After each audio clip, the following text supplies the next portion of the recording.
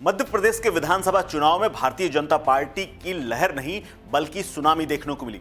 परिणाम वाले दिन 2/3 बहुमत मिल गया, जबकि इसी पार्टी को पहले इतनी बड़ी जीत तो क्या जीतने तक की उम्मीद नहीं थी।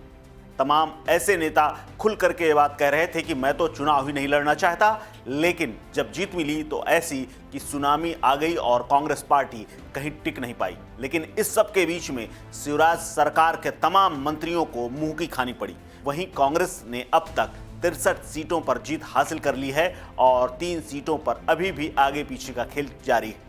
लेकिन इस सब के बीच में बीजेपी को मध्य प्रदेश में भले ही सत्ता मिल गई हो, लेकिन उसके बड़े बड़े मंत्री हार गए हैं। कृषि मंत्री कमल पटेल हों या फिर गृह मंत्री नरोत्तम मिश्रा, सभी मुंह के बल गिरे हैं। विधायकों की संख्या शिवराज सरकार में बढ़ी है, लेकिन उनके नेतृत्व वाले मंत्रिमंडल के 12 मौजूदा मंत्रियों को मुंह की खानी पड़ी।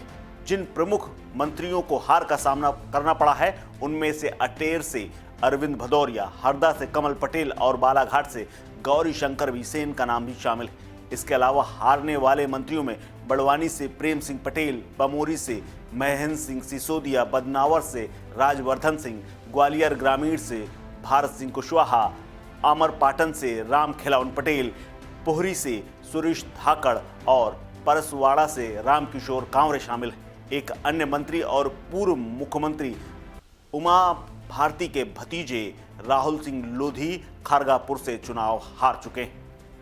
एमपी चुनाव में हारे हुए मंत्रियों की अगर लिस्ट में नजर डालें तो दतिया से डॉक्टर नरोत्तम मिश्रा, हरदा से कमल पटेल, बमोरी से महेंद्र सिंह सिसोदिया, बड़वानी से प्रेम सिंह पटेल, अटेर से अरविंद सिंह भदौरिया, बदनावर से राजवर्धन सिंह दत्ती गांव, बालाघाट से गौरी शंकर बिसेन, ग्वालियर ग्रामीण से भरत सिंह कुशवाहा, अमरपाटन से राम खिलावन पटेल, पारसवाड़ा से राम किशोरे नाने कांवरे, पोहरी से सुरेश धाकड़, खरगापुर से राहुल सिंह लोधी हैं। राज्य में बीजेपी रिकॉर्ड मतों के साथ साथ रिकॉर्ड संख्या में विधायक जिता करके लेकर के आई।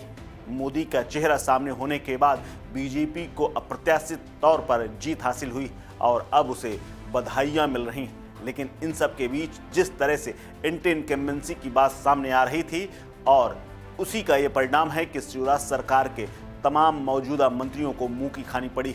सीएम शिवराज सिंह चौहान ने बम्पर जीत के बाद जनता को बधाई दी है और धन्यवाद दिया है।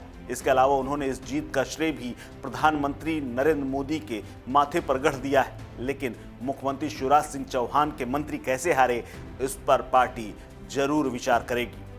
शिवराज सिंह चौहान ने ये कहा है कि इस बार की जीत बहुत बड़ी है। कुछ लोगों ने यह भी कहा है कि सत्ता विरोधी लहर और कुछ ने यह भी कहा है कि कांटे की टक्कर होगी, लेकिन ना कांटा मिला ना कोई टक्कर मिली। इस खबर में फिलहाल इतना ही। अपडेट्स के लिए बने रहिए वन इंडिया हिंदी के साथ। नमस्कार।